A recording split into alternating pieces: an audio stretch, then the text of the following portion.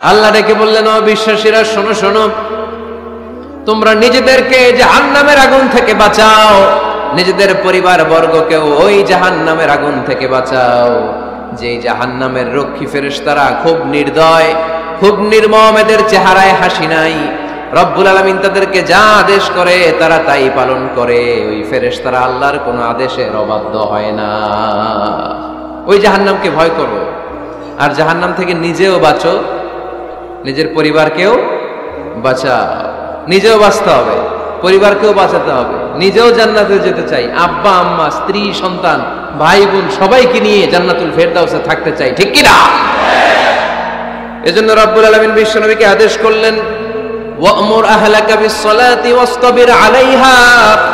ও নবী, আপনি আপনার ফ্যামিলির সদস্যদেরকে সালাতের আদেশ করেন এবং নিজেও সালাত পালনে সচেষ্ট হন। একা একা সালাত পালন করলে হবে না, আপনার পরিবারের সবাইকে আপনি মুসল্লি বানান। নিজেও সালাত পড়েন, সন্তানদেরকেও সালাত কায়েমকারী বানান। আপনি একা একা নামাজ পড়েন, আপনার ছেলে নামাজ পড়ে না, এরকম আছে না নাই? বাবা নামাজ পড়ে, মা নামাজ পড়ে না, আছে না নাই? ভাই নামাজ পড়ে, বোন নামাজ পড়ে না, আছে না নাই? আচ্ছা, আমি জান্নাতে থাকবো, আমার মা থাকবে জাহান্নামে, এটা ভাল লাগবে? আমি থাকবো জান্নাতে, আমার আব্বা জাহান্নামে, ভাল লাগবে কার কার? আমি থাকবো জান্নাতে, আমার ছেলে মেয়েগুলো জাহান্নামে। আমি জান্নাতের নাজ নিয়ামত ভোগ করবো, আমার স্ত্রী থাকবে জাহান্নামের আগুনে, এটা আমাদের ভালো লাগবে? এজন্য মুমিন পরিবারের সবাই আমরা জান্নাতে যেতে চাই। আমিও যাব, মা বাবাও যাবে, আমার স্ত্রী সন্তানরাও যাবে। এজন্য রব্বুল আলামিন বিশ্বনবীকে বললেন, নবী নিজেও জাহান্নামের আগুন থেকে বাঁচেন, আপনার পরিবার বর্গকেও জাহান্নামের আগুন থেকে বাঁচান। নিজেও বাঁচেন, পরিবারকেও বাঁচান। এজন্য মুসল্লি ভাইরা সাবধান, একা মুসল্লি হয়েন না। ইসলাম পালনকারীরা সাবধান, একা ইসলাম পালনকারী হবেন না। ফ্যামিলির সবাইরে মুসল্লি বানাইতে হবে, সবাই মিলে ইসলাম পালন করতে হবে, সবাই মিলে ঘরটার একটা জান্নাতের টুকরা বানাতে হবে, ঠিক কি না? মুমিন জীবনে পরিবারের গুরুত্ব অনেক বেশি। ফ্যামিলি হচ্ছে এই পৃথিবীর সর্বপ্রথম ইনস্টিটিউশন, প্রতিষ্ঠান। এক একটা পরিবার এক একটা কি প্রতিষ্ঠান, ইনস্টিটিউশন। গোটা বিশ্বে যদি ইসলাম পালন নিষিদ্ধ হয়, আমার পরিবারে আমার ইসলাম পালনের সুযোগ আছে না নাই? কথা কি বুঝতেছেন? বাংলাদেশে ইসলাম পালন নিষিদ্ধ করে দেয়া হলো, মসজিদে যাওয়া নিষিদ্ধ করে দেয়া হলো, তাফসির মাহফিল নিষিদ্ধ করে দেয়া হলো, জুমার খুতবা নিষিদ্ধ করা হলো, ইসলামের সব অনুশাসন পালনকে রাষ্ট্রীয়ভাবে নিষিদ্ধ করা হলো। কিন্তু আমার পরিবারের ভেতরে ইসলাম পালনের সুযোগ আছে না নাই? আমার বেডরুমের ভিতরে কেউ নিষিদ্ধ করতে পারবে কিছু? কথা বলেন। এজন্য গোটা বিশ্বেও যদি ইসলাম পালন নিষিদ্ধ হয়, আমার পরিবারে ইসলাম পালনের সুযোগ আছে না নাই? এজন্য পরিবার অনেক গুরুত্বপূর্ণ। মুমিন পরিবার এটা আল্লাহর পক্ষ থেকে নেয়ামত। আর মুমিন পরিবারে ভালোবাসার ভিত্তি হচ্ছে ঈমান। মুমিন না হলে মুমিন পরিবারের সদস্য হওয়া যায় না। নূহ আলাইহিস সালাম আল্লাহরে বললেন, আল্লাহ এই মহাপ্লাবনে আপনি আমার ছেলেকে মারবেন না। ইন্নাহু মিন ইবনি, নিশ্চয়ই এই ছেলেটা সে আমার সন্তান, আমার ঔরসজাত। আল্লাহ বললেন, না নূহ, তুমি ভুল বলেছো, সে তোমার সন্তান নয়। ঔরসজাত হলেই সন্তান হয় না, ঈমান আনা লাগে। চিল্লায় বলেন ঠিক কি না?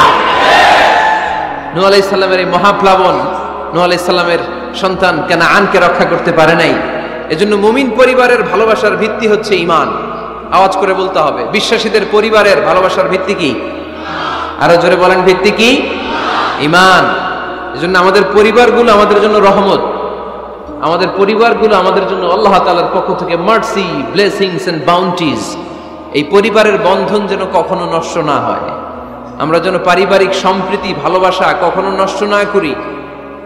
এখন ওয়েস্টের ধাক্কায়, পাশ্চাত্যের কালচারের ধাক্কায় আমাদের পরিবারগুলো নষ্ট হতে শুরু করেছে, ঠিক কিনা? আপনি খেয়াল করে দেখবেন, পাশ্চাত্যে এখন পরিবারগুলোর খুব মারাত্মক অবস্থা, ভঙ্গুর পারিবারিক ব্যবস্থা। এদের পরিবার টেকে না, এরা তো বিয়েই করে না। এরা বিয়ের চেয়ে বেশি পছন্দ করে লিভ টুগেদার, আছে না নাই? বিয়ে করে না, লিভ টুগেদার পছন্দ করে, ফ্রি সেক্স, অবাধ যৌনাচার, হোমোসেক্সুয়ালিটি, সমকামিতা, ছেলেতে ছেলেতে বিয়ে, মেয়েতে মেয়েতে বিয়ে। বিয়ে যাক দুই একটা হয়, এগুলো 6 মাস 1 বছরের বেশি টিকে না। ডিভোর্সের সংখ্যা বেশি, ভ্রূণপাত, সন্তান হত্যা করার সংখ্যা বেশি, সুইসাইডের সংখ্যাও বেশি, ঠিক কিনা? রাইফেল একটা নিয়ে বের হয়ে রাস্তায় 4-5 জনকে শুট করে, পরে নিজের মাথায় নিজে গুলি করে নিজেও মরে যায়। কেন যে এগুলা করছে সে নিজেও জানে না। এরকম বিকৃত মস্তিষ্কের লোক পাশ্চাত্যে আছে না নাই? কারণ এদের পরিবার নাই, কারো বাবা আছে মা নাই, কারো মা আছে বাবা নাই। এজন্য পরিবারগুলো আল্লাহ তাআলার পক্ষ থেকে আমাদের জন্য নেয়ামত, অনেক বড় রহমত, অনেক বড় বরকত। এজন্য ইসলাম পরিবার গঠন করতে বলেছে, ইসলাম পরিবারকে সংরক্ষণ করতে বলেছে, ইসলাম এই ফ্যামিলি ইনস্টিটিউশনকে আরো শক্তিশালী করতে বলেছে। চিল্লায় বলেন ঠিক কিনা? এই কোরআনে পরিবার নিয়ে অনেক কথা, ফ্যামিলি ম্যাটার্স নিয়ে কোরআনে একটা সূরা আল্লাহ নাযিল করেছেন, সূরাতুত তালাক, অ্যাড্রেসিং দ্য ফ্যামিলি অ্যাফেয়ার্স। শুধু ফ্যামিলি রিলেটেড কথাই সূরাতুত তালাকে। আবার একটা পরিবার আল্লাহ তাআলার কাছে এতটাই প্রিয় ছিল, ওই পরিবারের নামে আল্লাহ কোরআনে একটা সূরাই দিয়ে দিয়েছেন, সূরাতু আলে ইমরান। ইমরানের পরিবারের নামে সূরা। সুবহানাল্লাহ পড়বেন না? এজন্য আমাদের পরিবারগুলো অনেক গুরুত্বপূর্ণ। আমরা বুঝি না, আমরা পরিবারের সম্প্রীতি ভালোবাসাকে অটুট রাখার ব্যাপারে সচেতন থাকি না, কিন্তু ইসলাম এই পরিবার সংরক্ষণে অনেক গুরুত্ব দিয়েছে। ফাইদা দাখালতুম বুয়ুতান ফাসাল্লিমু আলা আনফুসিকুম তাহিয়াতাম মিন ইনদিল্লাহি মুবারাকাতান তাইয়্যিবা। রব্বুল আলামিন বলেন, যখন তোমরা তোমাদের ঘরে ঢুকবা, ঢুকেই পরিবার বর্গকে একে অপরকে সালাম দাও। এটা আল্লাহর পক্ষ থেকে অভিবাদন পদ্ধতি, এটা বরকতময়, এটা পবিত্র। সুবহানাল্লাহ পড়েন। ইদা দাখালতুম বুয়ুতান ফাসাল্লিমু আলা আনফুসিকুম, ঘরে ঢুকেই সালাম দাও। সালাম মানে শান্তি। সালাম দেই না, এজন্য ঘরে শান্তিও নাই। ঠিক কিনা? আজকে যে সালাম দেওয়া যাবে না, বাসায় যে ভাবির আগে সালাম দিবেন, পারবেন না? ভাবি আগে দিতে হবে। কে আগে দিবে শুনি? আপনি আগে। তুমি বিয়ে করছো নি? হ্যাঁ, আগে আগে সালাম দিবেন। রাজি আছেন? ঘরে ঢুকেই সালাম। বাবা দিবে ছেলেকে সালাম, ছেলে দিবে বাবাকে সালাম। স্বামী দিবে স্ত্রীকে সালাম, স্ত্রী দিবে স্বামীকে সালাম, ভাই দিবে বোনকে সালাম, বোন দিবে ভাইকে সালাম। সালাম মানে শান্তি। সালাম নাই, এজন্য ঘরেও শান্তি নাই। চিল্লায় বলেন ঠিক কিনা?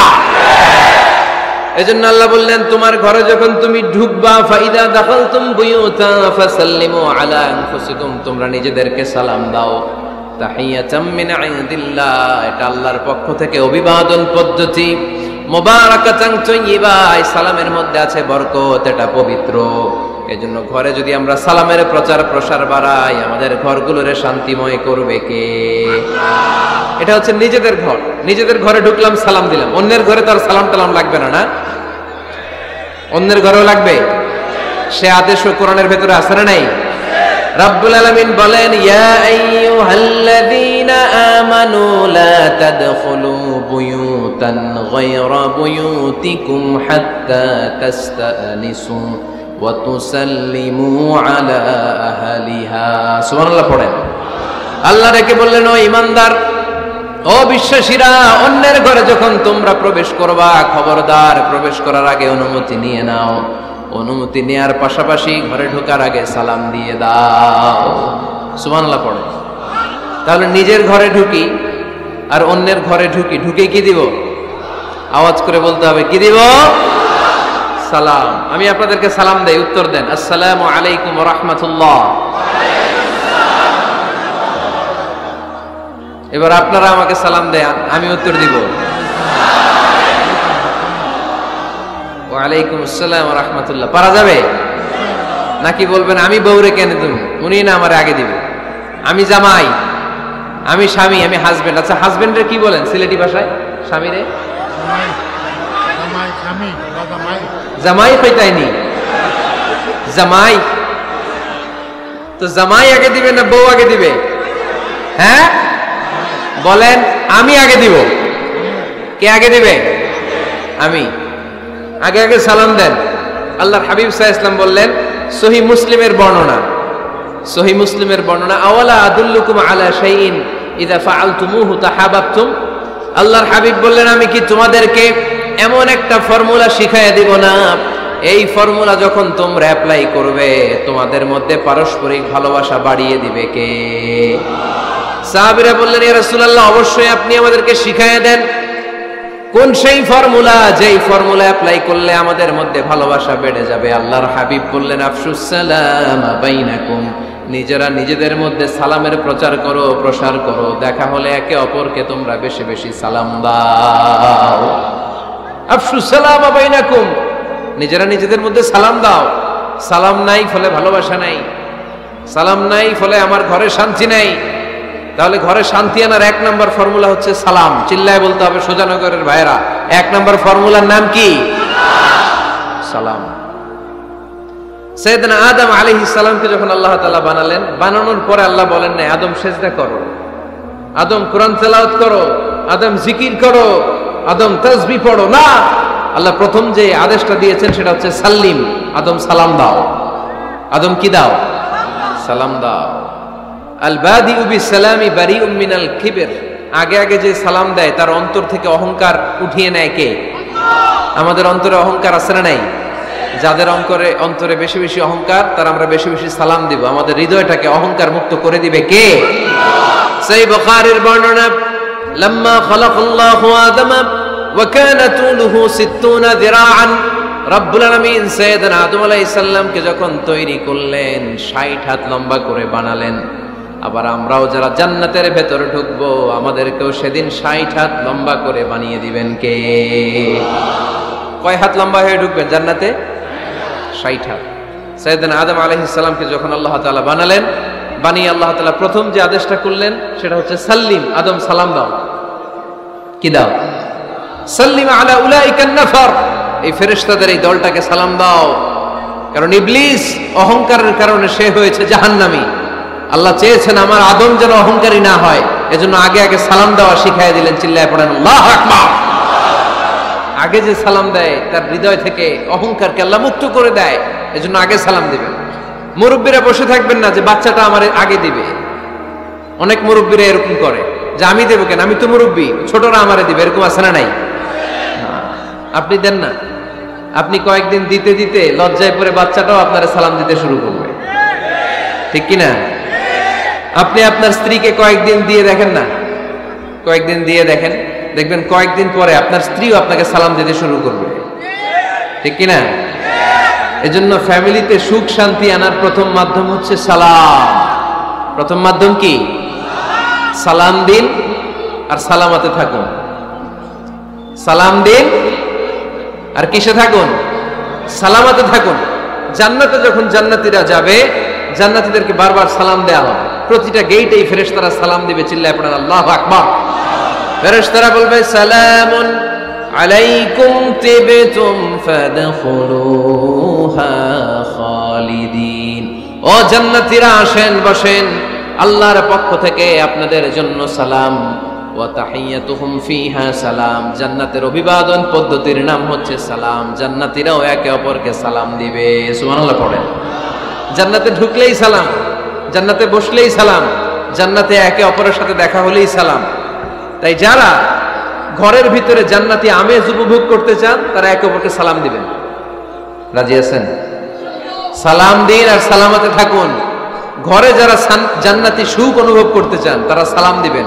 তাহলে আজকে থেকে ঘরে সুখ সমৃদ্ধি আর শান্তি ফিরিয়ে আনার প্রথম ফর্মুলা আমরা জানলাম সালাম। চিল্লায় বলেন প্রথম ফর্মুলা কি? মনে থাকবে না ভুলে যাবেন? বাসায় যে আজকে সালাম দেয়া যাবে? সবাই পারবেন? মাশাআল্লাহ। 1 নম্বর পয়েন্ট শেষ। ঘরে শান্তি রাখার, রহমত রাখার 2 নম্বর পদ্ধতি হচ্ছে ঘরে ছবি টাঙিয়ে রাখবেন না। ছবি না, বিয়ের ছবি টাঙিয়ে রাখবেন না।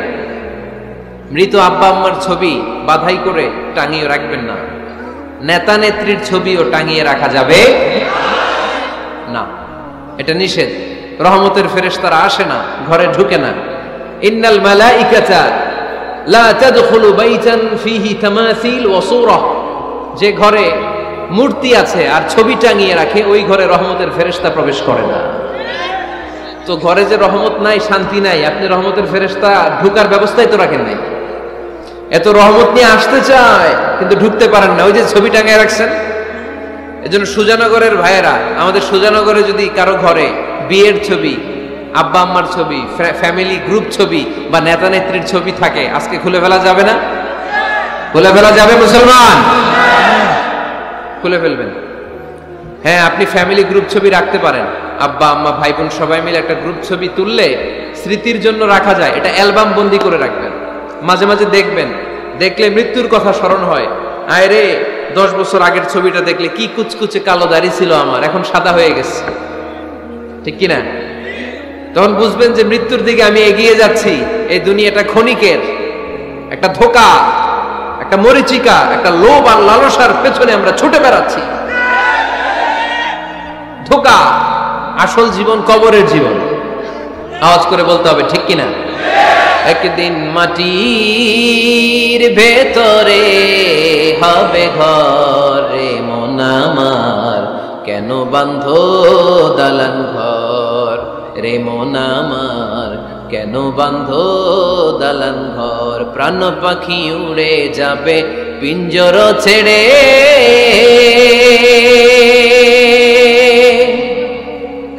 ধরা ধামে সবই রবে তুমি যাবে চলে।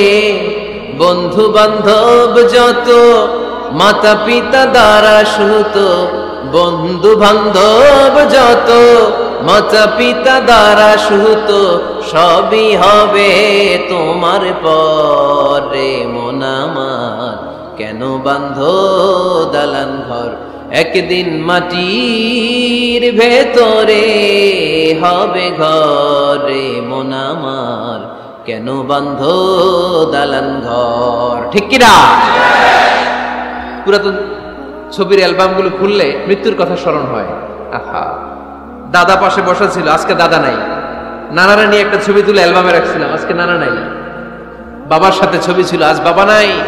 মৃত্যুর কথা স্মরণ আছে না নাই? প্রয়োজনে আব্বা আম্মার সাথে বা নিজেদের ফ্যামিলি গ্রুপ পিকচার তুলতে পারবেন, এটা অ্যালবাম বন্দি করে রাখেন, কিন্তু টাঙিয়ে রাখা যাবে? রাখবেন আপনারা? রাখবেন না। অনেকে কুকুরের শো পিস কিনে, কুকুরের, বিড়ালের, কুমিরের শো পিস কিনে শো কেসে সাজিয়ে রাখে, আছে না নাই? সুজানগরে বোধহয় এগুলো নাই, তাই না? হ্যাঁ, সুজানগরে এগুলো আছে না? এগুলো আপনি রাখতে পারবেন না, এগুলো রাখবেন না। ইন্নাল মালাইকাতা লা তাদখুলু বাইতান ফিহি তামাসিল ওয়া সূরাহ, যেই ঘরে ছবি টাঙিয়ে রাখা হয়, মূর্তি সাজিয়ে রাখা হয়, আল্লাহর রহমতের ফেরেশতারা ওই ঘরে কঠিন কালেও প্রবেশ করে না। তবে ছোট্ট মেয়েদেরকে পুতুল কিনে দেয়া যায়। কাদেরকে কথা বলেন? ছোট্ট মেয়েদেরকে। দেখবেন ওরা পুতুলকে বাচ্চার মতো আদর করে, এটার দুধ খাওয়ায়, এটার জন্য রান্না করে, গোসল করায়, আছে না নাই? আম্মা জান আয়েশা রাদিয়াল্লাহু তাআলা আনহা পুতুল নিয়ে খেলা করতেন।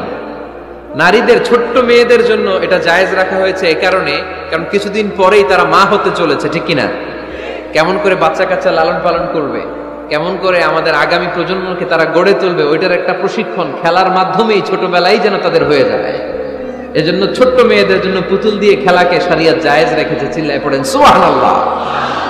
কত সুন্দর আমাদের ইসলাম, check and balance, check and balance. কিন্তু ছবি টাঙিয়ে রাখা যাবে না। কুকুরের শোপিস, কুমিরের শোপিস শোকেসে সাজিয়ে রাখা যাবে, শান্তি আসবে না ঘরে, জাহান্নামের টুকরা হয়ে যাবে ঘর। ঘরের ভেতরে গিটার রাখা যাবে না। গিটার চেনেন? হারমোনিয়াম রাখা যাবে না। ঢোল তবলা, বাজারে ঢোল বাজারে বাঁশি, আছে না নাই? ঢোল রাখতে পারবেন না। বংশী বাজায় কে রে সখী, বংশী বাজায় কে, বংশী রাখা যাবে না। বংশী মানে বাঁশি। এই বাঁশি, ঢোল, তবলা, হারমোনিয়াম, গিটার, এগুলো যদি ঘরে থাকে রহমতের ফেরেশতা ঢুকে না। আল্লাহ হাবিব সাল্লাল্লাহু আলাইহি ওয়াসাল্লাম বলেছেন, বুইস্তু লিউকাসসিরাল মাযামির, ঢোল, বাদ্য, হারমোনিয়াম, তবলা এগুলোকে ভেঙে মাটির সাথে চুরিয়ে দেওয়ার জন্য আমি বিশ্বনবী আগমন করেছি। চিল্লায় বলেন ঠিক কিনা? এজন্য আল্লাহর হাবিব বললেন, ইন্নাল মালাইকাতা লা তাদখুলু বাইতান ফীহি তামাসিল ওয়া সূরাহ। মুসনাদে আহমদ ইবনে হাম্বলের হাদিস। আল্লাহর রহমতের ফেরেশতারা ওই সমস্ত ঘরে কশিন কালেও প্রবেশ করে না যেই ঘরে ছবি টাঙানো আছে আর আছে মূর্তি। কথা বুঝতে পেরেছেন? তাহলে এগুলো রাখা যাবে না। হিন্দি সিরিয়াল দেখা যাবে না, ঠিক কিনা? এমনও ফ্যামিলি আছে বাবা ছেলে একসাথে বসে হিন্দি সিরিয়াল দেখে, ইন্ডিয়ান নায়িকাদের কোমর দুলানো ডান্স দেখে, আছে না নাই? সিরিয়ালের জন্য পাগল এদেশের মেয়েরা। আলহামদুলিল্লাহ এদের মধ্যে এখন পরিবর্তন হইতেছে, এরা এখন ওয়াজ দেখা শুরু করতেছে, ঠিক কিনা? তার মানে এই তাফসির মাহফিলগুলোর সফলতা আছে না নাই? আছে, আল্লাহর মেহেরবানি। অনেক বোনরা বলে হুজুর আগে সিরিয়াল দেখতাম এখন ওয়াজ দেখি। আলহামদুলিল্লাহ কবেন না? হিন্দি সিরিয়াল দেখবেন না, অশ্লীল নাটক দেখবেন না, আপনারা ইসলামিক প্রোগ্রামগুলো দেখবেন। রমাদানে অনেক ইসলামিক প্রোগ্রাম করে টেলিভিশন চ্যানেলগুলো, এগুলো দেখবেন। সৌদি আরবের সরাসরি লাইভ প্রোগ্রাম এগুলো দেখবেন। জিওগ্রাফিক্যাল চ্যানেল আছে দেখবেন, অ্যানিমেলস কিংডম দেখবেন, আফ্রিকার জঙ্গলে কত ধরনের প্রাণী পাওয়া যায়, সাগরের অতল গহ্বরে কি ধরনের মাছ আল্লাহ সৃষ্টি করে রেখেছে, সি ওয়ার্ল্ড আমরা জানি না, সাগরের অতল গহ্বরের রাজ্য কেমন, অ্যানিমেলস কিংডম আর জিওগ্রাফিক্যাল চ্যানেল এগুলো দেখবেন। টক শো দেখতে পারেন, নিউজ দেখতে পারেন। এমন প্রোগ্রামগুলো দেখেন যেগুলো শিক্ষণীয়, নিজেকে জ্ঞানী ও আলোকিত করে গড়ে তুলতে সহায়তা করে, এমন প্রোগ্রামগুলো দেখবেন। আওয়াজ করে বলেন ঠিক কিনা? ঘরে মাঝে মাঝে নামাজ পড়বেন, ঘরে মাঝে মাঝে কি করবেন? সহিহ মুসলিমের হাদিস, আল্লাহ রাসূল সাল্লাল্লাহু আলাইহি ওয়াসাল্লাম বলেছেন তোমরা মসজিদে ফরজ নামাজের পরে ঘরের জন্য কিছু সুন্নাহ আর নফল নামাজ রেখে দিও, কারণ যারা সুন্নাহ আর নফল নামাজ ঘরে পড়ে আল্লাহ তাআলা তাদের ঘরটাকে বরকত দিয়ে পূর্ণ করে দেয়। বৃষ্টি যদি হয় কখনো, বৃষ্টি বাইরে প্রচন্ড বৃষ্টি, আপনি জামাত ধরার জন্য মসজিদে যেতে পারতেছেন না, তখন ঘরের সবাইরে নিয়ে আপনি জামাতের ইমাম হবেন। দরকার আছে না নাই? আপনি ইমাম, আপনার ছেলেরা পেছনে, মেয়েরা পেছনে, নারী পুরুষ একই কাতারে দাঁড়াতে পারে না, তো আপনি ইমাম, পেছনে আপনার ছেলেরা, এর পরের কাতারে আপনার মেয়েরা আর আপনার স্ত্রীরা। পারা যাবে না? ছেলে মেয়ে যদি না থাকে, হুজুর আমি আর সে টোনাটুনি সংসার, তাহলে টোনা দাঁড়াবে সামনে, টুনি দাঁড়াবে পেছনে, একসাথে দাঁড়ানো যাবে? আমি আর আজকে সভাপতি লিয়াকত ভাই দুজনে মিলে যদি জামাত করি একসাথে দাঁড়ানো যাবে, আমি এদিকে লিয়াকত ভাই আমার ডানে, ঠিক কিনা? কিন্তু টোনা টুনি যদি দাঁড়ায়, টোনা দাঁড়াবে সামনে, টুনি দাঁড়াবে বরাবর পিছনে। মাসালা বুঝতে পেরেছেন? The family that prays together stays together. যে ফ্যামিলি একসাথে নামাজ পড়ে ওই ফ্যামিলি টিকে থাকে বহুদিন, ঠিক কিনা? I repeat, the family that prays together stays together. যে পরিবার একসাথে সালাত আদায় করে ঘরে, এই পরিবারগুলো ভাঙে না। এই পরিবারের ডিভোর্সের কথা শুনবেন না, এই পরিবারে আছে শুধু শান্তি আর শান্তি। চিল্লায় বলেন ঠিক কিনা? একসাথে খাবার খান। কিভাবে খাবার খাবেন? একসাথে বসে খাবার খান। যদি একান্নবর্তী ফ্যামিলি হয়, ভাই বোন আত্মীয় স্বজন একসাথে, নারী পুরুষ দেখা দেয়া জায়েজ নেই, তখন ছেলেরা একসাথে খান। ছেলেদের পর্ব শেষ হলে মেয়েরা একসাথে খান। একসাথে খেলে খাবার শেয়ার করলে বরকত আছে না নাই? সামান্য একটু খাবার আপনি আপনার ছেলের পাতে তুলে দেন, আপনার ছেলে আপনার পাতে তুলে দিবে, বরকত বাড়ায় দিবে কে? একসাথে ইফতারি করবেন, আলাদা আলাদা ইফতারি করবেন না, একসাথে ইফতারি করলে বরকত দেয় কে? আল্লাহর হাবিব সাল্লাল্লাহু আলাইহি ওয়াসাল্লাম বললেন কেউ যদি কাউকে ইফতারি করায় তাহলে রোজাদারের যত সওয়াব, যিনি ইফতারি করালো তারও তত সওয়াব। সাহাবারা বললেন আমাদের তো এত সম্পদ নাই যে মানুষকে ইফতারি করাবো। আল্লাহর হাবিব সাল্লাল্লাহু আলাইহি ওয়াসাল্লাম বললেন ওয়ালাউ বিতামরা, একটা খেজুর দিয়েও যদি করাও এই সওয়াব পাবা। ওয়ালাউ বিআযকাতি লাবান, এক ঢোক দুধ দিয়েও যদি করাও, ওয়ালাউ বিশারবাতি মা, এক ঢোক পানি দিয়েও যদি করাও এই সওয়াব পাবা।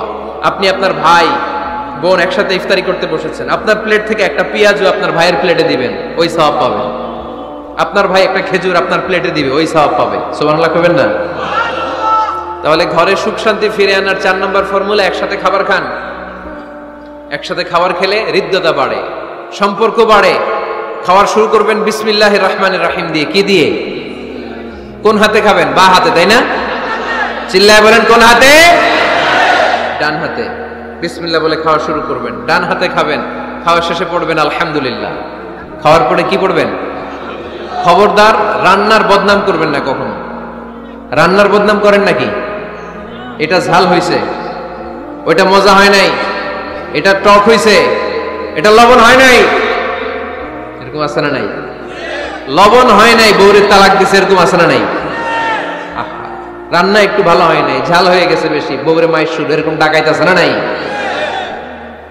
মা আবা রাসূলুল্লাহ সাল্লাল্লাহু আলাইহি ওয়াসাল্লাম তুআমান ক্বাত্তু, আল্লাহর হাবিব সাল্লাল্লাহু আলাইহি ওয়াসাল্লাম কখনো কোনো রান্নার বদনাম করতেন না। ইনিশতাহাহু আকালাহু, বুখারীর বর্ণনা। ভাল লাগলে খেতেন, ভাল লাগতেছে আরো খেতেন, আরো খেতেন। ওয়া ইন কারিহাহু তারাকা, ভালো না লাগলে রেখে দিতেন, ওর দিকে তাকাইতেন না। কিন্তু কখনো বলেন নাই লবণ হয় নাই, কখনো বলেন নাই ঝাল বেশি হয়েছে, কখনো বলেন নাই রান্নাটা মজা হয় নাই। সুবহানাল্লাহ পড়বেন না? কি রাসূল ছিলেন আমার। এজন্য রান্নার বদনাম করবেন না, একসাথে মিলেমিশে খান, বরকত বাড়ায় দিবে কে? চারটা গেল। 5 নাম্বার, ঘরে কোরআন তেলাওয়াত করুন। কি তেলাওয়াত? কোরআন তেলাওয়াত নাই, ঘরে তেলাওয়াত নাই, ফজরের পরে তেলাওয়াত নাই, সব ঘুম আর ঘুম, আছে না নাই? তো রহমত বরকত ঢুকবে কেমনে? ঘরে কোরআন তেলাওয়াত করুন।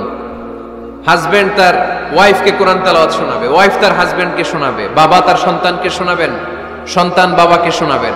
প্রতি মাসের জন্য একটা সূরাকে নির্ধারণ করুন যে আমরা সবাই মিলে এই মাসে এই সূরাটা মুখস্থ করব। পারা যাবে? আওয়াজ করে বলেন তো, সূরাতুদ দোহা এটা কি খুব বড় সূরা? কথা কয় না। সূরাতুদ দোহা কি বড় সূরা না ছোট সূরা? তো এক মাসে কি এই সূরাটা মুখস্থ করা যাবে না? কথা বলে। ওয়াত্তিনি ওয়াজ-যাইতুন ওয়া তুরি সিনিন, এটা কি বড় সূরা? এক মাসে পারা যাবে না? প্রতি মাসের জন্য একটা করে সূরা নির্ধারণ করুন। 12 মাসে তাহলে কয় সূরা? 12 সূরা। প্রতি সপ্তাহে আপডেট নেবেন, খোঁজ খবর নেবেন, কয় আয়াত হইল তোমার। স্ত্রীর খোঁজ খবর নেবেন, সন্তানের খোঁজ খবর নেবেন, কয় আয়াত হলো। মাস শেষে সবাই সবার কাছ থেকে শুনবেন, ঘরের বরকত বাড়ায় দিবে কে? এরকম ফ্যামিলি আমাদের সবার হোক, আমরা চাই না? হ্যাঁ, স্ত্রী তার স্বামীকে কোরআন তেলাওয়াত করে শোনায়, স্বামী তার স্ত্রীকে কোরআন তেলাওয়াত করে শোনায়, বাবা তার সন্তানকে কোরআন তেলাওয়াত করে শোনায়, সন্তান তার বাবাকে কোরআন তেলাওয়াত করে শোনায়। আপনার ছেলে মেয়েরা যখন কোরআন পড়ে আওয়াজ করে পড়তে বলেন, যাতে ভুল হলে শুধরে দিতে পারেন। এবং প্রতি মাসে যে সূরাটা মুখস্থ করবেন ওই সূরাটা তাদাব্বুরে কোরআন করতে হবে, অর্থ জানতে হবে। মাতৃভাষায় কোরআনের অর্থ জানার দরকার আছে না নাই?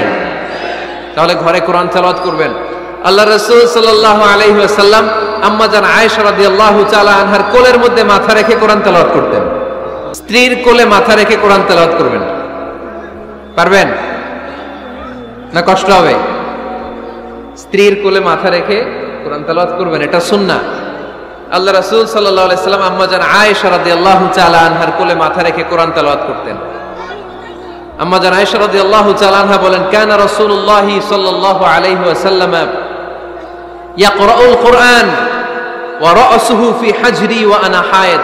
আমার মাসিক চলা অবস্থায়, মেনস্ট্রুয়েশনাল পিরিয়ড চলা অবস্থায় আমার কোলে মাথা রেখে বিশ্বনবী কোরআন তেলাওয়াত করেছেন, আর আমি শুনেছি। চিল্লায় পড়েন সুবহানাল্লাহ। ঘরে শান্তি নাই, কারণ কোরআন তেলাওয়াত নাই। তো কোরআনের তেলাওয়াতও নাই, শান্তিও নাই।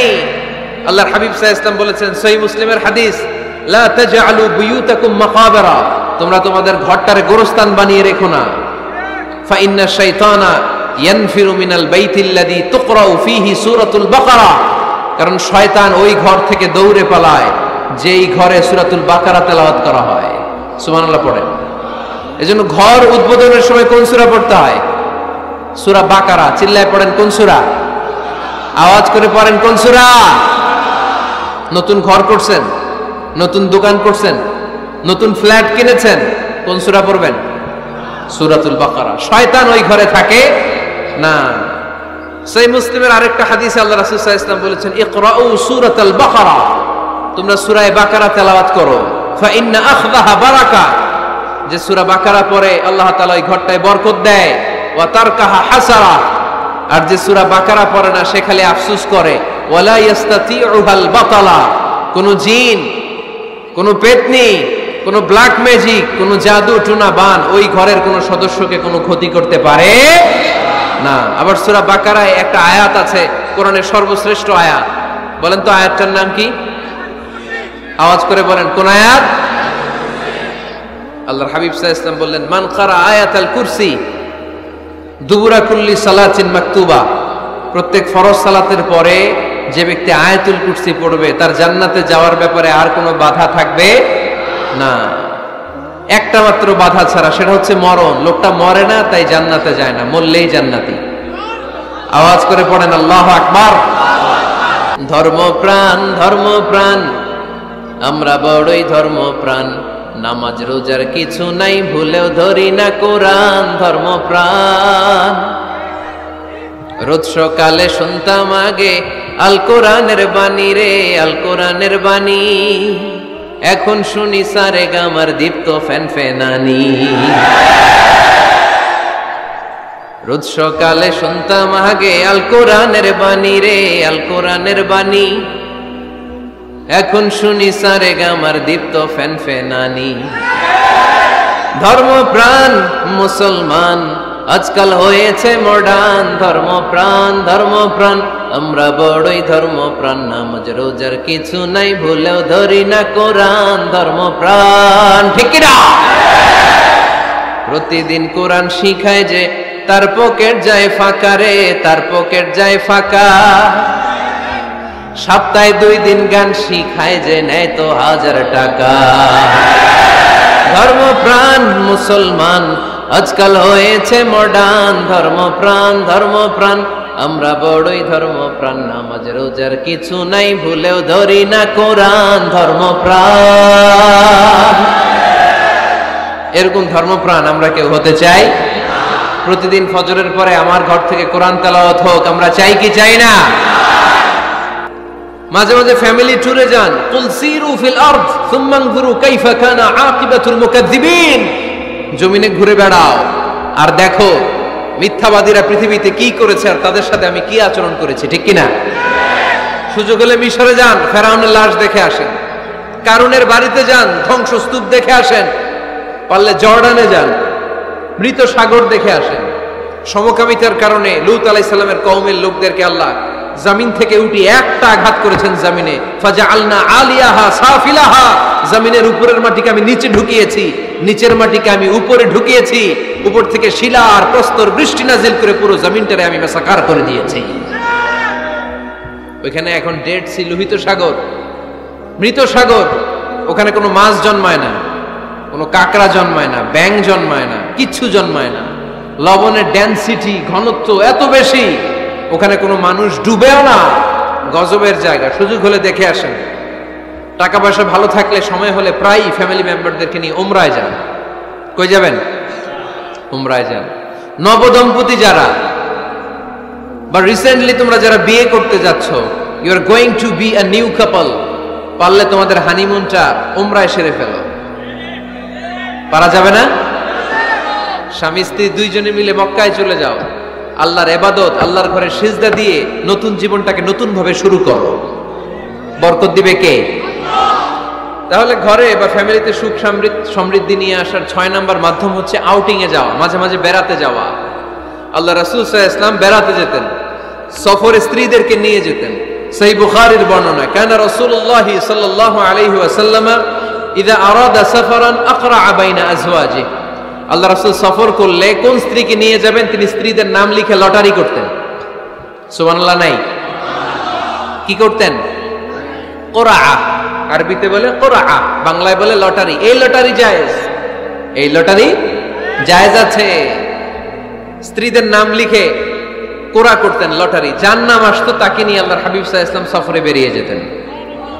সফরে স্ত্রীদের সাথে দৌড়াদৌড়ি করতেন। সুবহানাল্লাহ পড়বেন না?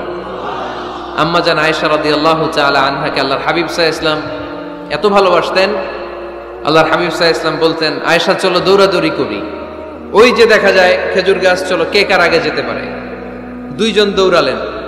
বিয়ের প্রথম দিকে আম্মা জান আয়েশা রাদিয়াল্লাহু তাআলা আনহা ফার্স্ট হয়ে গেলেন, কারণ তখন তিনি চিকন ছিলেন, এত মোটা ছিলেন না। আবার অনেক বছর পরে আরেক সফরে যখন আম্মা জান আয়েশা সফরে লটারিতে নাম আসলো, ওই সফরে আবার আল্লাহর হাবিব সাল্লাল্লাহু আলাইহি ওয়াসাল্লাম বললেন, আয়েশা চলো আজকেও দৌড়াদৌড়ি করি। 2 জন দৌড় দিলেন। এবার আর আম্মা জান আয়েশা রাদিয়াল্লাহু তাআলা আনহা জিততে পারলেন না, যেহেতু মোটা হয়ে গেছেন। আল্লাহ রাসূল সাল্লাল্লাহু আলাইহি ওয়াসাল্লাম দৌড়ে গাছ ধরে ফার্স্ট হয়ে গেলেন। সুবহানাল্লাহ পড়েন। আম্মা জান আয়েশা এবার রাগ করে বসে আছেন। আল্লাহর হাবিব সাল্লাল্লাহু আলাইহি ওয়াসাল্লাম বললেন, হাদিহি সাবকাতু বিতিলক, ওই যে কয়েক বছর আগে আয়েশা একদিন রাতে তুমি আমারে হারায় দিছিলা, আজকে তোমারে হারাইয়া ওটার প্রতিশোধ তুলে নিলাম। সুবহানাল্লাহ পড়তে পারলেন না? কি ভালোবাসাবাসী ছিল, কি খুনসুটি ছিল, কি আদর্শ আগের সমৃদ্ধ সুখী শান্তির একটা সংসার ছিল বিশ্বনবী সাল্লাল্লাহু আলাইহি ওয়াসাল্লামের। তিনি স্ত্রীদের সাথে খোশ গল্প করতেন, বিনোদন করতেন, হাসি ঠাট্টা করতেন। তবে এই বিনোদন ছিল সুস্থ বিনোদন, এই রসিকতা ছিল সুস্থ রসিকতা, ঠিক কিনা? আমরা এটা করতে চাই না। অনেকের চেহারা, আমাদের চেহারার মধ্যে কোনো হাসি নাই, খালি রাগ আর রাগ, আছে না নাই? অনেকে দেখবেন 5 বছরও একবারও হাসে নাই। সুজানগরে আলহামদুলিল্লাহ এরকম নাই। সুজানগরের এই যে সবাই হাসতেছে, সবার মুখে হাসি। হাসবেন, মুচকি হাসবেন, মুচকি হাসি দেওয়া সুন্নাত। আর মুচকি হাসতে পয়সা লাগে না। পয়সা লাগে তো হাসেন না কেন? মুচকি হাসেন, হাসি দেওয়া সুন্নাত। তো তাহলে 6 নাম্বার যে পদ্ধতি আমরা পেলাম ঘরে সুখ শান্তি আনার, মাঝে মাঝে ফ্যামিলি মেম্বারদেরকে নিয়ে আমরা হাকালুকি হাওড়ে হারিয়ে যাব, আমরা মাধবকুণ্ড বেড়াতে যাব, আমরা জাফলং এ যাব, পারলে আমরা কক্সবাজার সমুদ্র সৈকতে যাব, যেমনটি আল্লাহর হাবিব সাল্লাল্লাহু আলাইহি ওয়াসাল্লাম স্ত্রীদেরকে নিয়ে বেড়াতে যেতেন। ইনশাআল্লাহ পড়েন, পারবেন তো? যাবেন তো সবাই? আচ্ছা, 7 নাম্বার পদ্ধতি সংসারে সুখ শান্তি ফিরে আনার, ফ্যামিলির গুরুত্বপূর্ণ বিষয়ে সিদ্ধান্ত নিতে পরামর্শ করবেন। ফ্যামিলি মিটিং কি করবেন? কি মিটিং? ফ্যামিলি মিটিং করবেন, পরামর্শ। এক্ষেত্রে স্ত্রী, সন্তান, ভাই, বোন, আব্বা আম্মা সবার পরামর্শ নেবেন। অনেকে আছে কারো কথা শোনে না, মনে যা চায় তাই করে, আছে না নাই? পরে আফসোস করে, পরে হাই হাই করে। কারণ যারা পরামর্শ করে এরা কোনোদিন হাই হাই করা লাগে না। চিল্লায় বলেন ঠিক কিনা? এজন্য আল্লাহ বললেন ওয়াশাবিরহুম ফিল আমরি ফাইদা আযামতা ফাতাওয়াক্কাল আলাল্লাহ। গুরুত্বপূর্ণ বিষয়ে সিদ্ধান্ত নেবার আগে তোমরা পরামর্শ করে নাও। যখন তোমরা পরামর্শ করে সঠিক সিদ্ধান্তে উপনীত হয়ে যাবে, তখন তাওয়াক্কুল করবা একজনের উপর, তিনি কে? সিদ্ধান্ত যখন নিয়ে ফেলবেন আল্লাহর উপর তাওয়াক্কুল করবেন। এজন্য পরামর্শের কোনো বিকল্প নাই। পরামর্শ নেবেন, স্ত্রীদেরও পরামর্শ নেবেন। অনেকে বলে আরে মেয়ে মানুষ কি পরামর্শ নেবে, আমি তো সব জানি, এরকম আছে না নাই? না, অনেক সময় নারীদের পরামর্শ কাজে লাগে। আমাদের বোনদের মাথায় ভালো ভালো বুদ্ধি আছে না নাই? বুদ্ধি আছে। আপনারা হুদাইবিয়ার সন্ধির নাম শুনেছেন? কত হিজরিতে? 6ষ্ঠ হিজরিতে 1400 সাহাবা আল্লাহ রাসূল সাল্লাল্লাহু আলাইহি ওয়াসাল্লামকে নিয়ে উমরা করার জন্য গেল, কিন্তু কাফেররা মক্কায় ঢুকতে দিবে না। তখন একটা সন্ধি হলো যে এই বছর আমরা ফিরে যাব। আল্লাহর হাবিব সাল্লাল্লাহু আলাইহি ওয়াসাল্লাম ওই সন্ধিতে রাজি হলেন।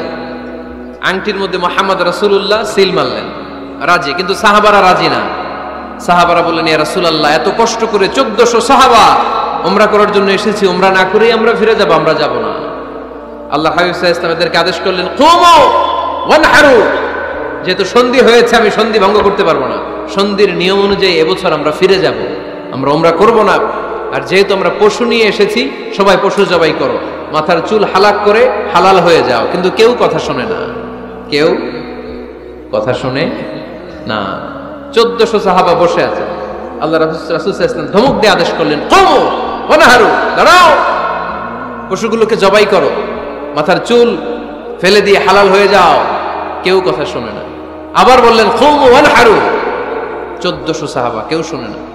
আল্লাহর হাবিব সাল্লাল্লাহু আলাইহি ওয়াসাল্লাম এত বিব্রতকর পরিস্থিতিতে কখনো পড়েন নাই, কোনোদিন না। মনটা খারাপ করে আল্লাহ রাসূল সাল্লাল্লাহু আলাইহি ওয়াসাল্লাম তাঁবুর ভিতরে ঢুকে গেলেন। ওই সফরে লটারিতে নাম এসেছিল উম্মে সালামা রাদিয়াল্লাহু তাআলা আনহা। সুবহানাল্লাহ পড়বেন না? উম্মে সালামা রাদিয়াল্লাহু তাআলা আনহা আমাদের আম্মা জান, আল্লাহ রাসূল সাল্লাল্লাহু আলাইহি ওয়াসাল্লামের স্ত্রী। বিষ্ণু নবী সাল্লাল্লাহু আলাইহি ওয়াসাল্লামকে চিন্তিত আর বিমর্ষ দেখে জিজ্ঞেস করলেন ইয়া রাসূলুল্লাহ, কি সমস্যা? আল্লাহর হাবিব সাল্লাল্লাহু আলাইহি ওয়াসাল্লাম পুরো ঘটনাটা খুলে বললেন। খুলে বলার পরে এবার উম্মে সালামা বললেন ইয়া রাসূলুল্লাহ, আমার মাথায় এক বুদ্ধি আছে। আমার মাথায় কি আছে? এক বুদ্ধি আছে, আপনি চাইলে এটা আমল করতে পারেন। আল্লাহর হাবিব সাল্লাল্লাহু আলাইহি ওয়াসাল্লাম বললেন কি বুদ্ধি আছে তোমার মাথায়, বলো। উম্মে সালামা রাদিয়াল্লাহু তাআলা আনহা বললেন ইয়া রাসূলুল্লাহ সাল্লাল্লাহু আলাইহি ওয়াসাল্লাম, আপনি কারোর সাথে কথা বলবেন না, কাউকে আদেশ করবেন না, আপনি নিজে ঘর থেকে এখন বের হয়ে যাবেন, নিজেই আপনার উটটাকে আপনি নহর করে ফেলবেন, মানে জবাই করে ফেলবেন। এরপর আপনার চুল যে সাহাবা সব সময় কেটে দেয় তাকে আদেশ করবেন আপনার চুল ফেলে দেওয়ার জন্য, বাকিটা কি হয় নিজেই দেখবেন। সুবহানাল্লাহ পড়বেন না? উম্মে সালামা রাদিয়াল্লাহু তাআলা আনহার পরামর্শ অনুযায়ী আল্লাহর হাবিব সাল্লাল্লাহু আলাইহি ওয়াসাল্লাম তাবু থেকে বের হলেন, নিজ হাতে ছুরি দিয়ে উটকে নহর করলেন। উট জবাই করা যায় না।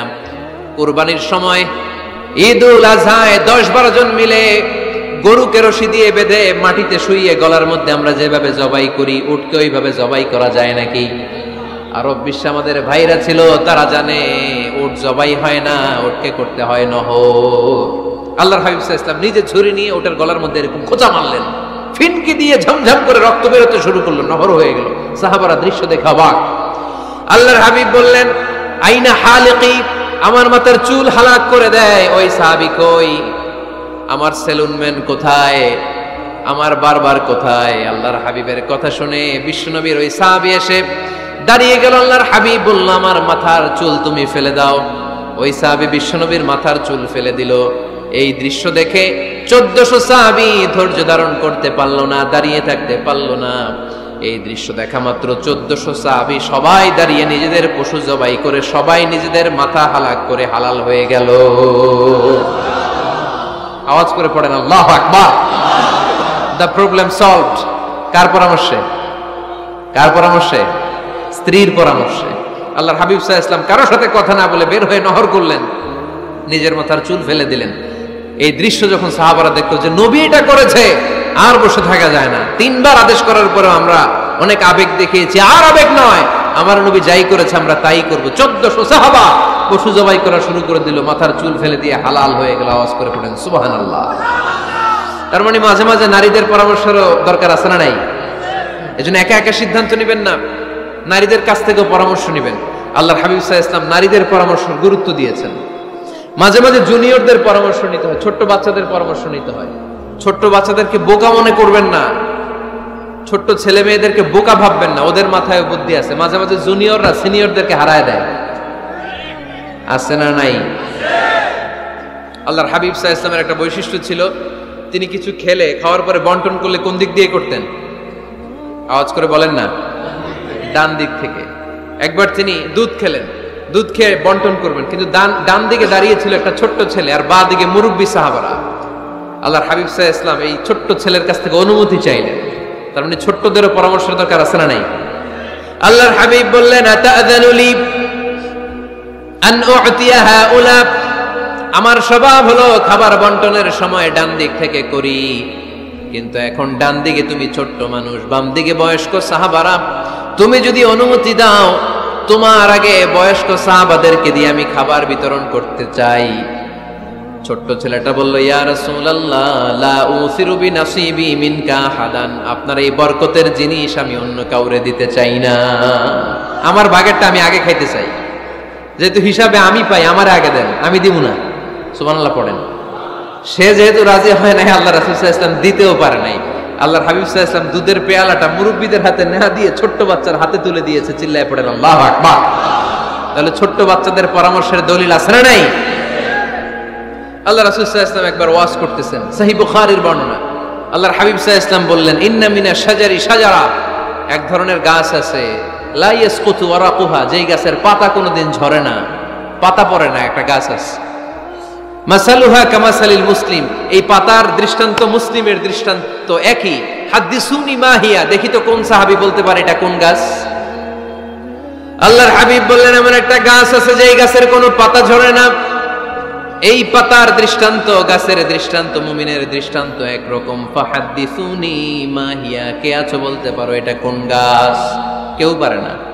সাহাবারা মনে করছে এটা মরুভূমির কোন একটা গাছ হবে। কেউ বাড়ির পাশে যে খেজুর গাছ আছে এটা খেয়াল করে নাই, সবাই চলে গেছে অন্য গাছের দিকে। ক্যাকটাস, গুলমলতা, মরুভূমির রেয়ার যে গাছগুলো আছে, দুর্লভ দুষ্প্রাপ্য গাছগুলো, তারা এক একজন একটার পর নাম বলতে আরম্ভ করলো। আল্লাহ রাসূল সাল্লাল্লাহু আলাইহি ওয়াসাল্লাম বললেন হয় নাই, একজন বলে একটা, আল্লাহর হাবিব বললেন হয় নাই। সবশেষে কেউ যখন পারে না, আল্লাহ রাসূল সাল্লাল্লাহু আলাইহি ওয়াসাল্লাম বললেন, ইন্নাহা নাখলা, এটা খেজুর গাছ। এটা কি গাছ? সবাই বলেন, কি গাছ? খেজুর গাছ। কেউ পারে নাই। ওয়াজ শেষ, নসিহত শেষ, সবাই বাড়ি ফিরে যাচ্ছে। সাইয়েদনা ওমর ফারুক রাদিয়াল্লাহু তাআলা আনহু ওনার ছেলে আব্দুল্লাহ ইবনে ওমরকে নিয়ে যাচ্ছে। আব্দুল্লাহ ইবনে ওমর হঠাৎ করে বললেন, আব্বা, আল্লাহ রাসূল যখন জিজ্ঞেস করেছিল এটা কোন গাছ, আমি কিন্তু জানতাম এটা খেজুর গাছ, আমি কিন্তু জানতাম। ওমর ফারুক বললেন, বলো নাই কেন? আব্দুল্লাহ ইবনে ওমর বলেন, আব্বা, আপনি পারেন না, আমার চাচা আবু বকর পারে না, মুরব্বী সাহাবারা কেউ পারে না, আমি মাঝখান দিয়ে কেমনে বেয়াদবি করি? সুবহানাল্লাহ পড়বেন না? ওমরে ফারুক বললেন, বলো কি, তুমি যদি আজকে বিশ্বনবীর সামনে উত্তরটা দিতে পারতা, আমার ছেলে উত্তর দিতে পেরেছে, এটা জেনে আমার বুকটা এত বড় হয়ে যেত। ও আব্দুল্লাহ, কেন তুমি বললা না? আজকে কেউ প্রশ্নের উত্তর করতে পারে নাই। তুমি যদি বিশ্বনবীর সামনে দাঁড়িয়ে প্রশ্নের উত্তর করতে পারতা, আমার বুকটা এত বড় হয়ে যেত। কেন বললা না? তুমি বললে আমি বড্ড খুশি হয়ে যেতাম। সুবহানাল্লাহ পড়েন। তার মানে মাঝে মাঝে জুনিয়ররা সিনিয়রদেরকেও হার মানায় দেয়, এরকম আছে না নাই? এজন্য পরামর্শ করবেন, অবশ্যই পরামর্শ করবেন। সাইয়েদনা ওমর ফারুক যখন খলিফা, তিনি মুরব্বীদের মিটিং এ একটা ছোট্ট বাচ্চাকে রাখতেন, অল্প বয়স্ক এক সাহাবী। ওই সাহাবীর নাম আব্দুল্লাহ ইবনে আব্বাস রাদিয়াল্লাহু তাআলা। মুরব্বীরা মনে কষ্ট পেলেন, কিরে এই ছেলের সমান নাতি আছে আমার ঘরে, আমার নাতি আছে এই ছেলের সমান, এই ছেলেকে কেন রাখে?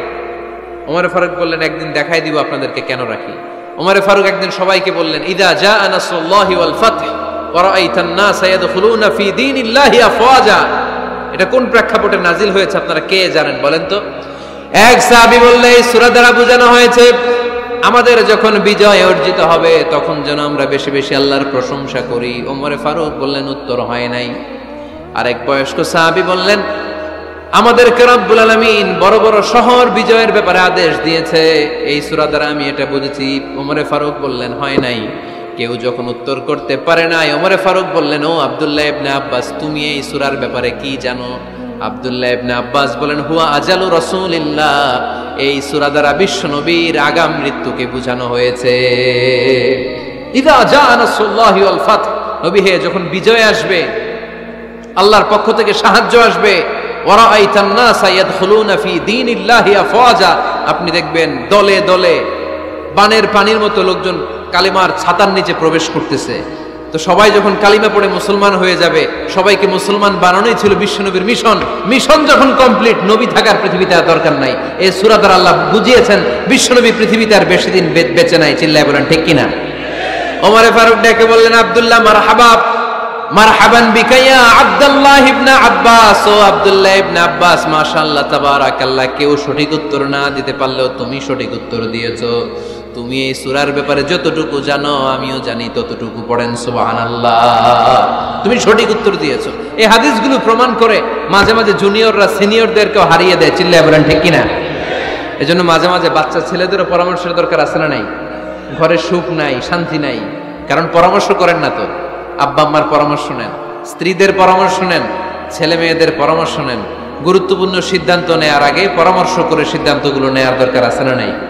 পরামর্শ করে ফ্যামিলি মিটিং এ যদি আমরা সিদ্ধান্ত নেই, ওই সিদ্ধান্তে বরকত দিবে কে? আওয়াজ করে বলেন, ওই ঘরটারে বরকতময় করে কে? কয়টা গেল? 7টা। 8 নাম্বার হচ্ছে, প্রত্যেকটা ঘরে এক একটা পারিবারিক পাঠাগার গড়া চাই। একটা শোকেস বানাবেন, ওখানে ইসলামী বইগুলো রাখবেন, ইসলামী সাহিত্যগুলো রাখবেন, তাফসিরগুলো রাখবেন, হাদিসের বইগুলো রাখবেন। একটা পারিবারিক পাঠাগারের দরকার আছে না নাই? কোরআনের প্রথম আয়াত হয়েছে পড়ো। কোরআনের প্রথম আয়াত কি?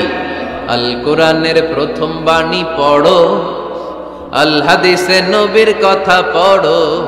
আল কোরআনের প্রথম বাণী পড়ো, আল হাদিসে নবীর কথা পড়ো। পড়ে পড়ে শেখো, শিখে শিখে তুমি তোমার নিজের জীবন গড়ো। পড়েন আমিন। কোরআনের প্রথম কথা কি?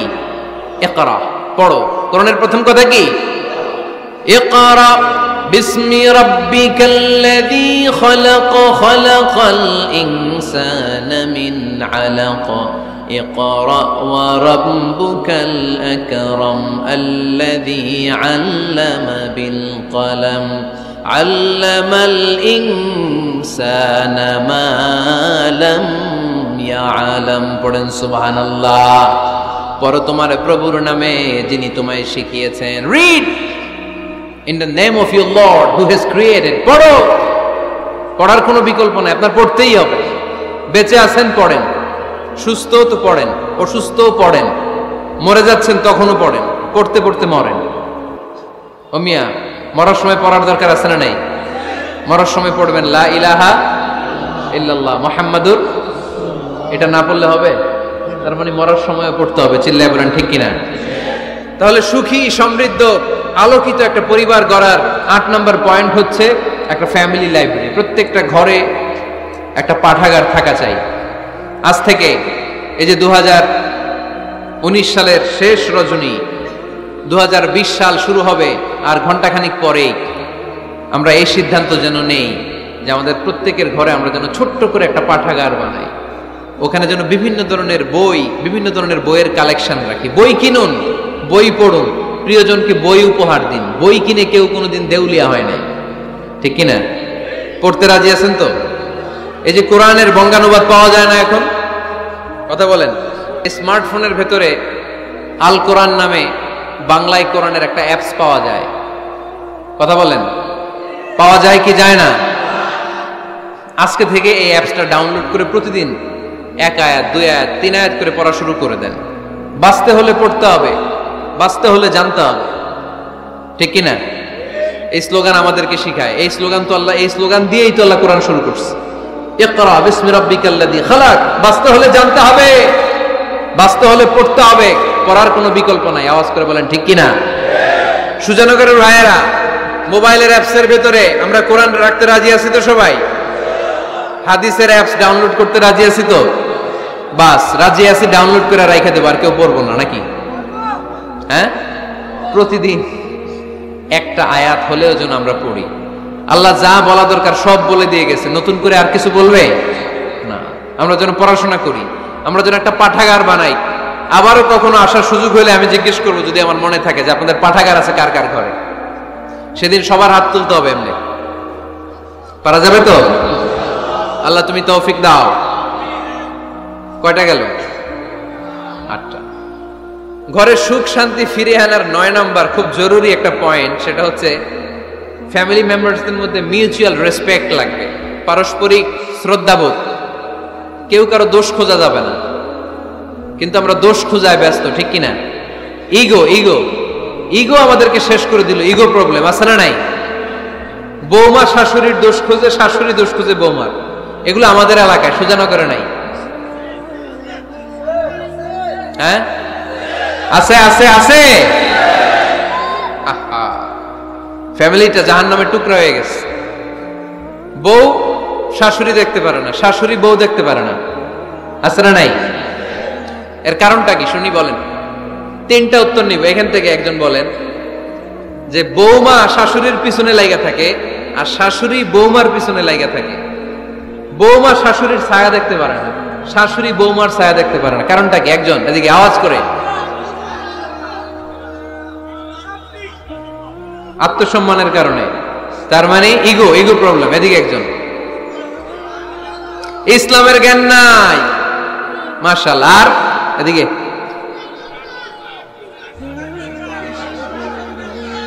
স্টার জলসা পাওয়া গেছে। স্টার জলসায় যা দেখায় ওইটাই ঘরে চলে না। স্টার জলসা হচ্ছে কেমন করে শাশুড়ির সাথে বউয়ের গিরিঙ্গি লাগানো যায়, এটার প্রশিক্ষণ, ঠিক কিনা? ভয়ঙ্কর। তাহলে এগুলো দেখা বাদ দিতে হবে। এগুলো যতক্ষণ ঘরে থাকবে হবে না, হবে না। রিমোট কন্ট্রোল কেড়ে নিবেন, কেড়ে নিয়ে মাইল লাগাই দিবে।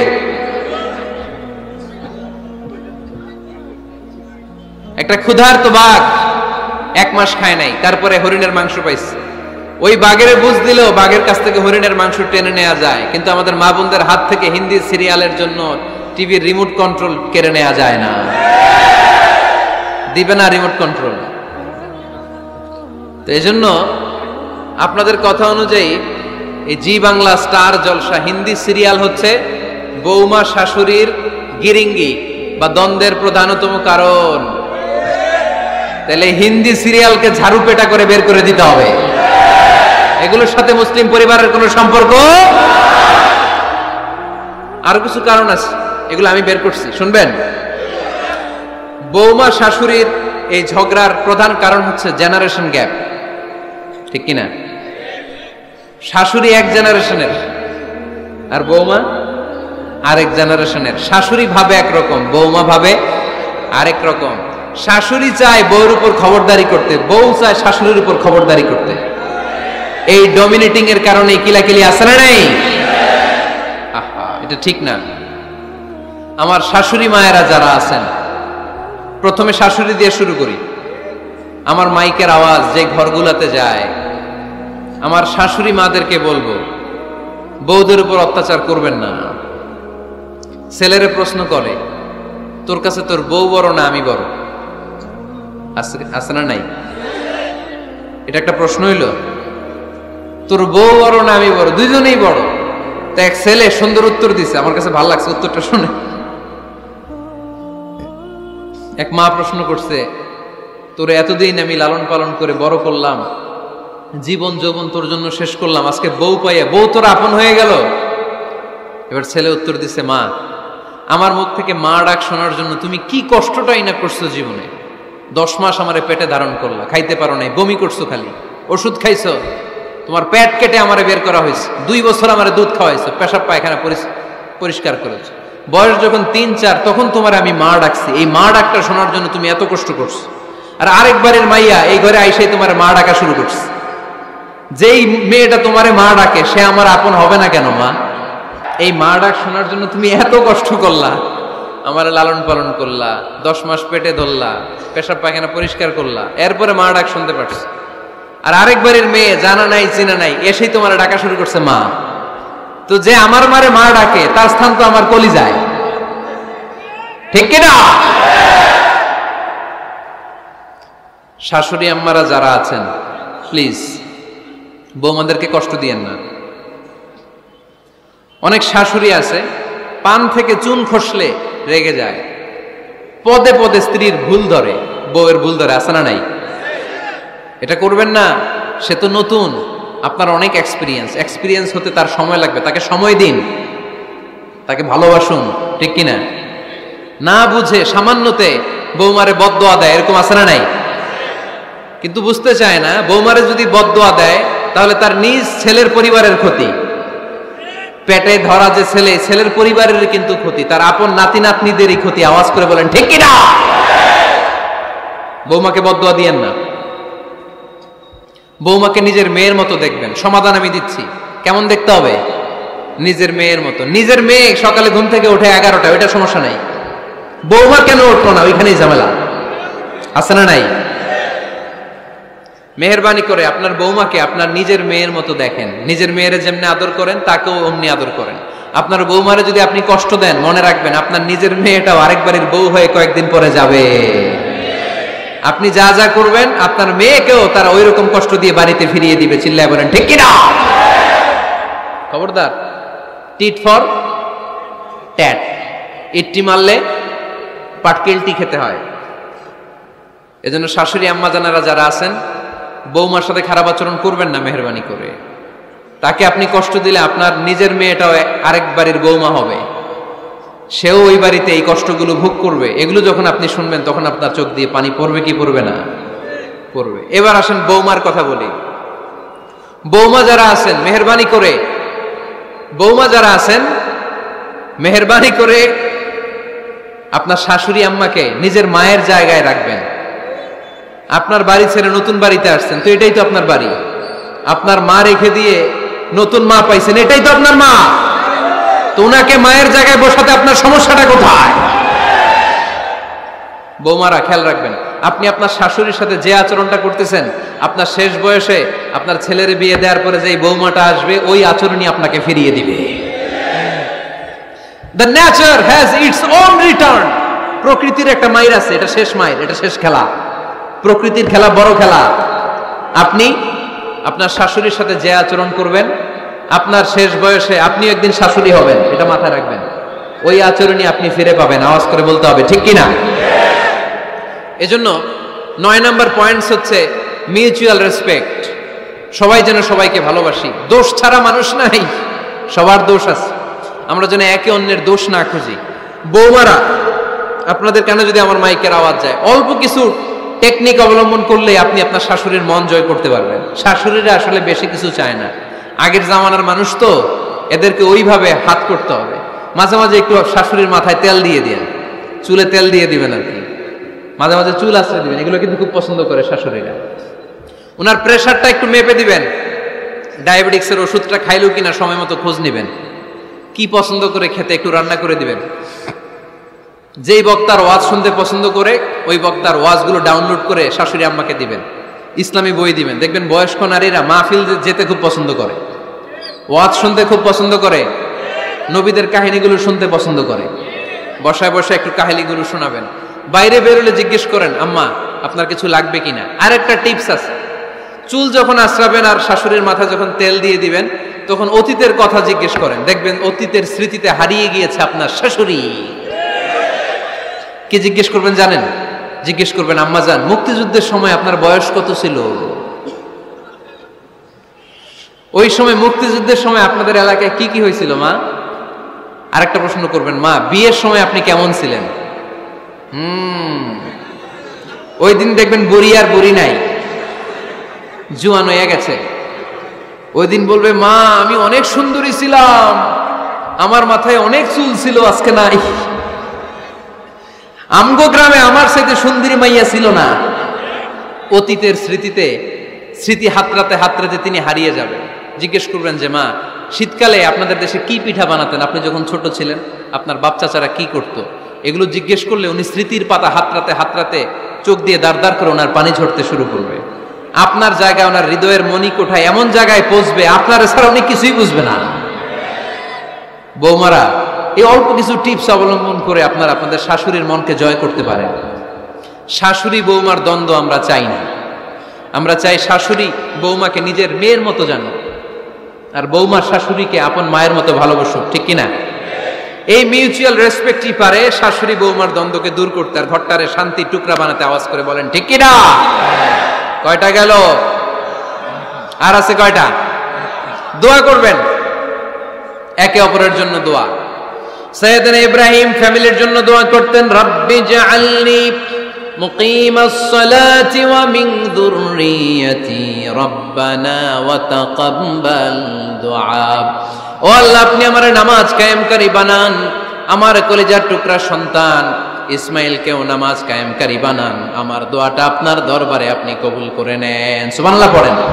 রব্বানা ইন্নী আসকানতু মিন যুররিয়াতি বিওয়াদিন গায়রি যী যারইন ইনদা বাইতিকাল মুহাররাম।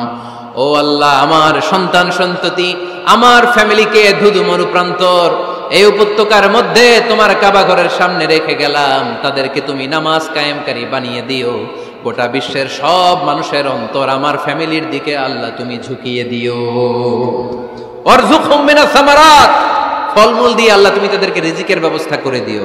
তার মানে সব নবীরা তাদের পরিবারের সদস্যদের জন্য দোয়া করতেন কি করতেন না?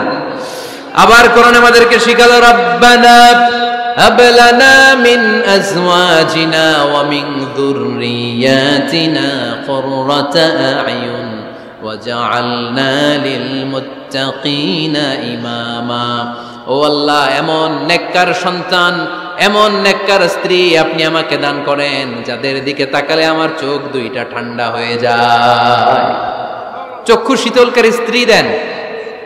বিয়ে যাদের হয় নাই, ইয়াং ছেলেরা এই দোয়াটা করবা। বিয়ের জন্য দোয়ার দরকার আছে না নাই? প্রতিদিন এই দোয়া করবা, আল্লাহ এমন স্ত্রী দেন,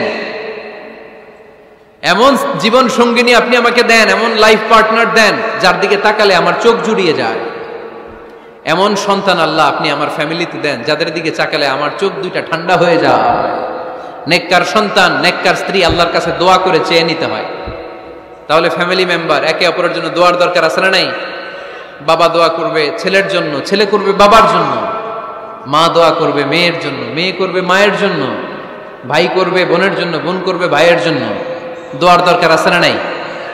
দোয়া করবেন সবাই সবার জন্য। তাহলে সুখী পরিবারের ফর্মুলা, এই আলোচনায় আমরা 10টা পয়েন্ট শুনলাম। কয়টা? ভুলে গেছে। কয়টা? 1 নাম্বার কি ছিল?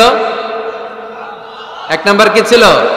সালাম সালাম হাজার সালাম সকল শহীদ স্মরণে, আমার হৃদয় রেখে যেতে চাই তাদের স্মৃতির চরণে। পড়েন আমিন। তাহলে ঘরে শান্তি আনার 1 নাম্বার মাধ্যম, আওয়াজ করে উত্তর দিতে হবে। 1 নাম্বার মাধ্যম কি? সালাম দিন, সালামতে থাকুন। জান্নাতি আমেজ যদি ঘরের মধ্যে পেতে চান, সালাম দিন। সালাম মানে শান্তি। সালাম দেই না, এজন্য ঘরে শান্তিও নাই। 1 নম্বরে সালাম। 2 নম্বরে হচ্ছে মূর্তি টুর্তি ছবি এগুলো টাঙিয়ে রাখা যাবে হিন্দি সিরিয়াল, উলঙ্গ দৃশ্য এগুলো দেখা যাবে। তাহলে ঘরে শান্তি দিবে কে? 3 নাম্বার, ঘরে নামাজ পড়তে হবে মাঝে মাঝে। ফরজ নামাজ মসজিদে পড়ে ঘরে এসে সুন্নাহ নফলগুলো, অথবা তাহাজ্জুদের সময় জামাতে নামাজ। The family that prays together stays together. যে ফ্যামিলি একসাথে সালাত পড়ে ওই ফ্যামিলি ভাঙে না। ওই ফ্যামিলির পুরো সদস্যদের মধ্যে শান্তি সম্প্রীতি দিয়ে এই সমৃদ্ধি বাড়িয়ে দেয় কে? 4 নাম্বার, একসাথে খাবার খাবেন। 5 নাম্বার, একে অপরকে কোরআন তেলাওয়াত করে শোনাবেন। ফজরের পরটা যেন হয় কোরআনের সুমধুর ধ্বনি দিয়ে মুখরিত আমাদের ঘর। স্ত্রীর কোলে মাথা রেখে কোরআন তেলাওয়াত করবেন। মাসে একটা সূরা নির্ধারণ করে মুখস্থ এবং তাদাব্বুরে কোরআন বুঝবার চেষ্টা করবেন। 6 নাম্বার, বেড়াতে যাবেন। জাফলং, কক্সবাজার, হাকালুকি, হাওরে যে হারিয়ে যাবেন সবাই। 7 নাম্বারে, গুরুত্বপূর্ণ সিদ্ধান্ত নিতে ফ্যামিলি মিটিং করুন। সেক্ষেত্রে স্ত্রী, সন্তান সবার পরামর্শের মতামতের গুরুত্ব দিন। 8 নাম্বারে, পারিবারিক পাঠাগার গড়ে তুলুন, পড়ার অভ্যেস গড়ে তুলুন, নতুন নতুন বই কিনুন, বই মেলায় যান। সুজানগরে, সিলেটে, মৌলভীবাজারে কোনো বই মেলা হয় কখনো? ওখানে যাবেন, বই কিনেন, বই পড়েন, প্রিয়জনকে বই উপহার দিন। 9 নাম্বার, কেউ কারো দোষ খুঁজবেন না। একে অপরের দোষ না খুঁজে একে অপরকে ভালোবাসতে শিখুন। শাশুড়ি বৌমার যে দ্বন্দ্ব আর সংঘাত, এগুলোর নিরসন হয়ে যাবে অচিরেই, ঠিক কিনা? 10 নম্বর পয়েন্ট হচ্ছে, একে অপরের জন্য দোয়া করুন। সবাই সবার জন্য দোয়া করলে ঘরটারে সমৃদ্ধ করে দিবে কে? এজন্য আল্লাহ বললেন, ইয়া আইয়ুহাল্লাযীনা আমানু কু আনফুসাকুম ওয়া আহলিকুম নারা وقودها الناس والحجارة عليها ملائكة غلاظ شداد لا يعصون الله ما أمرهم ويفعلون ما يؤمرون। সুবহানাল্লাহ পড়েন। ওহে বিশ্বাসীরা, নিজেরাও জাহান্নামের আগুন থেকে বাঁচো, পরিবারকেও জাহান্নামের আগুন থেকে বাঁচাও।